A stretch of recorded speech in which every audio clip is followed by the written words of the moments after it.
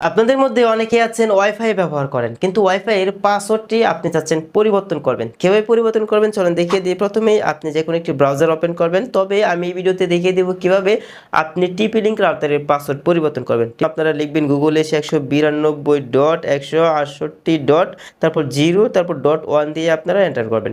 প্রথমেই যে ওয়েবসাইটটিতে নিয়ে আসবে এই ওয়েবসাইটে আপনারা ক্লিক করে দেবেন। তারপর এখান থেকে অ্যাডমিনে ক্লিক করলেই কিন্তু আপনাদের যে অ্যাডমিন পাসওয়ার্ড আছে রাউটারে সেটা আপনাদের দিয়ে দিতে হবে। আমি আমারটা দিয়ে দিচ্ছি। কর্নার দিকে আপনারা জুম করবেন, জুম করার পর এখানে আপনারা দেখতে পারবেন ওয়্যারলেস, আপনারা এই ওয়্যারলেসে ক্লিক করে দিবেন। ওয়্যারলেস সিকিউরিটি এখানে ক্লিক করে দিবেন। তারপর এদিকে আপনারা একটু চলে আসবেন, আসার পর এখানে দেখতে পারবেন ওয়্যারলেস পাসওয়ার্ড। তো এটা হচ্ছে আমার ওয়াইফাই এর পাসওয়ার্ড। তো আমি এই পাসওয়ার্ডটা এখান থেকে কাট করব।